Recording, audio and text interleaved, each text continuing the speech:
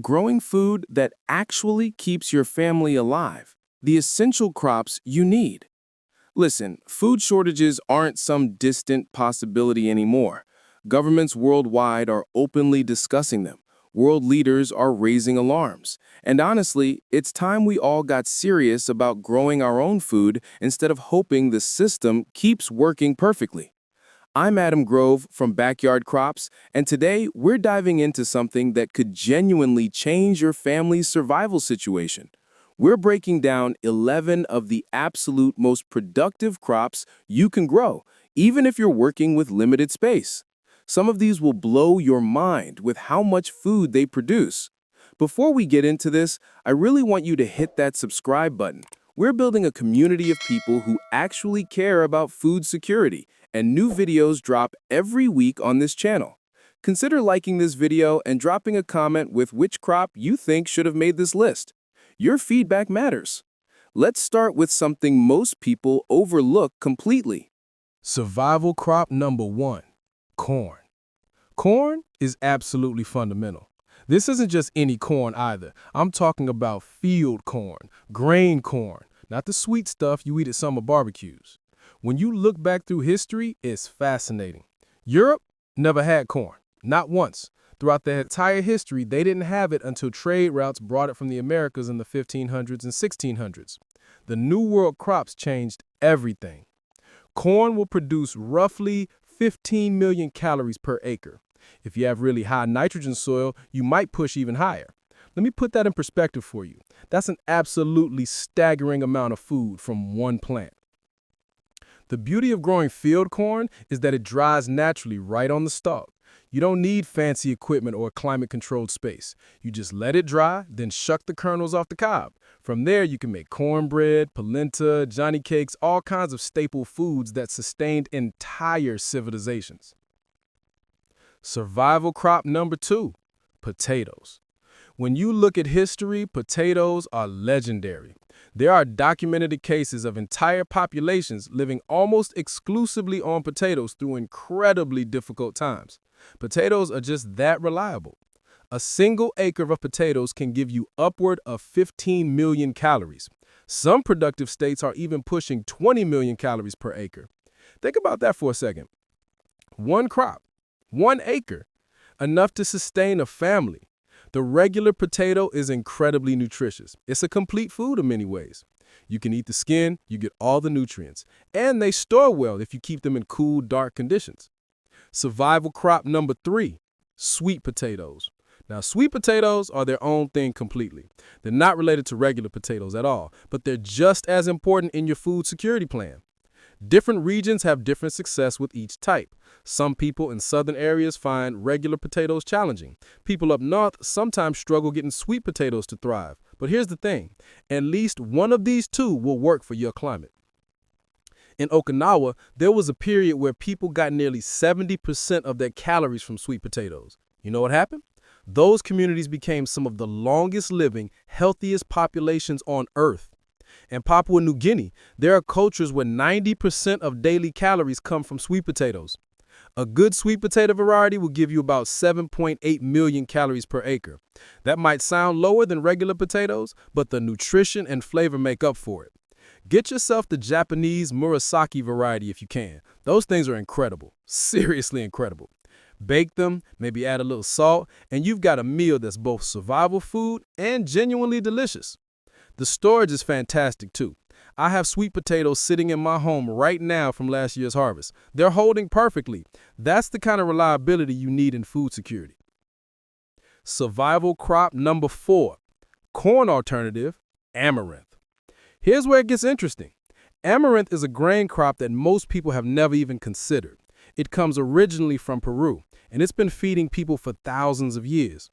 Amaranth produces about 4.5 million calories per acre. Compare that to chickens. If you're doing true free-range chickens, not just birds stuffed in a barn with a tiny outdoor area labeled free range, you get about 110,000 calories per acre. Cattle give you roughly 180,000 calories per acre. Amaranth crushes both of those numbers. You're getting many, many times the calories. The variety I've grown, called Golden Giant, is absolutely phenomenal. Individual heads can produce a full pound of seeds each. That's just one head on one plant. The nutritional profile is excellent. It doesn't require as much nitrogen as corn does, which is huge if your soil isn't perfect. Some varieties will pop like tiny popcorn. Imagine having popcorn from your own garden. The taste is genuinely good. Harvesting and processing is much easier than wheat. Wheat is fantastic for nutrition. About 94% of people tolerate it perfectly, but it's brutally labor-intensive. Amaranth sidesteps those problems. You can grow it easier, harvest it easier, and use it easier. If you're going to grow just one grain crop besides potatoes and corn, Amaranth is seriously your best bet. Survival crop number 5, beans. Beans are absolutely critical for balanced nutrition. When you combine beans with a grain like corn or amaranth, you create what's called a complete protein. Your body gets everything it needs. The storage capability is outstanding. You can keep beans for years in the right conditions. That's not just months, that's years of food security sitting in your pantry. Growing beans is straightforward. The effort comes at harvest when you need to remove the little shell casings. But here's the trick.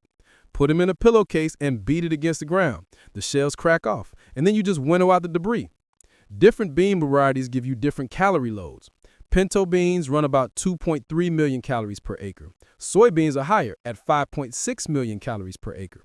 Now you hear people say soy causes men to have hormonal issues or that it creates problems. That's simply not accurate. The research shows the opposite. Women who consume more soy actually have lower breast cancer rates. If you want to look into that research, I have videos covering it completely. Beans are straightforward, productive, and essential. They should be part of your growing plan no matter what your space allows. Survival crop number 6, squash. Squash is absolutely brilliant because it gives you 2 completely different foods from a single plant. First, you get the flesh.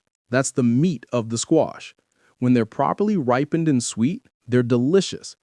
The flesh is an incredibly healthy carbohydrate. It's actually one of the best weight loss foods around. It's nutrient-dense and filling without being calorie-heavy in the bad way. Then you've got the seeds inside. Those seeds are packed with fat and protein. You can roast them, snack on them, grind them in the flour. They're the secondary harvest that most people throw away. Some squash varieties will store for 1 to 2 years. I'm not talking about a basement freezer or special conditions. I mean just sitting on your kitchen table or shelf. You cure them in the sun for a bit, bring them inside, and they're good for months and months and months. Think about that. You have a bad growing year, drought, pests, weather problems, but you've still got squash from last year sitting in your kitchen. That's genuine food security. I'm personally working through growing every variety of squash that stores well for 1 to 2 years. I'm testing them for taste, nutrition, and storage ability. Different varieties perform differently depending on your climate and conditions. Survival crop number 7, Jerusalem artichokes. This is one that's likely surprising you. Jerusalem artichokes are indigenous to the United States. Most people have never grown them. Many people have never even tried them. Let me be honest about the flavor. They're okay. They taste fine. You may have heard people call them by another name that includes an unfortunate word. That's from old stories about digestive effects. Some people find that eating Jerusalem artichokes helps their digestion. Other people experience more gas. It varies by person, and you'll need to test it yourself. But here's why this crop is genuinely one of the most important on this list. The calorie production is absolutely stunning. Jerusalem artichokes can produce between 12 and 15 million calories per acre. That puts them in the top 3 crops you can possibly grow. That's serious food production. During wartime, even the US government studied which plants would keep people alive during famine. Do you know what they kept coming back to? Jerusalem artichokes. During the 30 Years' War in Germany back in the 1500s and 1600s, populations that survived were literally living off Jerusalem artichokes. This was before potatoes were even common in that region. They're incredibly easy to grow, almost too easy. The real challenge is getting rid of them once they're established. They'll come back year after year. The best part? They can stay in the ground all winter. You don't have to harvest everything in fall. Whenever you need food, you go out and dig. You can throw some leaves or ground cover over them for insulation if you want, but even without that, they'll survive freezing and thawing. If you have poor soil, Jerusalem artichokes will still thrive there. That's huge if you're starting from rough conditions. This crop will work, no matter what. Survival crop number 8. Sunflowers. Sunflowers are one of my favorite crops to grow, and I want to tell you why. You get a nut-like seed from a plant that produces in just one season. It's like having your own nut tree, except nuts take 5 years minimum. Sunflowers do it in months. You plant them in spring. By late summer, you have a massive harvest of seeds. They produce about 5.2 million calories per acre. That's solid production for something this easy to grow. Harvesting is simple. Cut the head off, let it dry indoors if you want, or let it dry right on the plant. When it's ready, thresh out the seeds. You've got a nutrient-dense food that's also genuinely pleasant to eat. The plant itself is beautiful. You walk past them every day growing, and they're just inspiring. There's something deeply satisfying about growing a crop that's both productive and gorgeous. Survival crop number 9, fruit trees. Fruit trees are perennials, meaning they keep producing year after year. This is why they matter for long-term food security. Peaches will give you about 8 million calories per acre. Apples produce around 9 million calories per acre. Pears reach 10 million calories per acre. They're competitive with some of your top grain crops in terms of calorie production. Beyond calories, there's nutrition. Fruit is loaded with vitamins, minerals, and compounds your body desperately needs. And here's something counterintuitive. Fruit isn't a weight-gaining food. Look at cultures where people eat lots of fruit. They tend to be lean and healthy. The storage options are extensive. You can dry fruit, you can can it, you can store it fresh in cool conditions. Some apple varieties, like Evercrisp, will last nearly a year in cold storage. That means you harvest in fall and you're still eating that apple the next summer when new fruit is coming in. Fruit trees take time to establish, but once they're producing, they produce reliably for decades. That's food security you can plan your future around. Survival crop number 10, kale. Kale isn't about calories. Kale is about getting incredible nutrition into your system. You're looking at about 3.5 million calories per acre from kale, which is lower than some other crops, but that's not the point. Kale is packed with nutrients your body needs. And here's something important about growing brassicas. Brassicas include Brussels sprouts, cabbage, kale, and related plants. If you grow them all together and let them go to seed simultaneously, their pollen will cross-pollinate. Next year, you've got a completely unpredictable hybrid plant, frankenplants. For that reason, I only grow one type of brassica and let that one go to seed. Of all the brassicas, kale is the easiest to grow and has the highest nutrition. It's the logical choice for food security. Kale stores well, it's reliable, it's nutritious, it belongs in your garden. Survival crop number 11, beets. Beets are scientifically shown to improve athletic performance and blood flow. They're genuinely healthy food, not just survival food. Some beet varieties mature quickly, in 50 days or so. Those are perfect if you need food right now. Other varieties like the mammoth mango beet take longer, maybe 100 days, but the flavor is absolutely superior. These are so good that I'm almost confused why anyone ever feeds them to livestock. You can store beets basically indefinitely if you keep them in cool conditions. They'll last from harvest through your next crop's harvest. They're a multi-season crop. Beets produce about 10 million calories per acre. That's excellent production for a crop this nutritious. They're double-duty crops because they give you both outstanding nutrition and solid calories. The taste is incredible. The storage is reliable. The nutrition is proven. Beets absolutely belong on this list. Survival crop number 12, filbert trees. Filberts, also called hazelnut trees, are nuts that don't take forever to produce. Most nut trees are frustrating because you buy property with established trees or you plant young trees and wait a decade.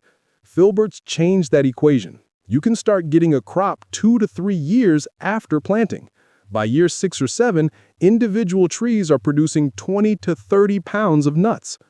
When you're getting upward of 7.8 million calories per acre from filberts, you're looking at serious calorie production from nut production. That's remarkable. The beauty is that you don't need huge acreage. A few filbert trees in a small space gives you significant calories. They're incredibly efficient in terms of land use versus production. Making your choice. Listen, I know this is a lot of information. The key here is that you don't need massive acreage or perfect conditions to produce meaningful food. You need to choose the right crops. Some of these are calorie crops. Some are nutrition crops. Some are storage crops. Most of them handle multiple roles. If you're new to backyard crops, please subscribe.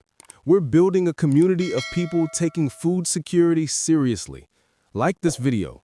Share it with friends who might benefit from knowing this information.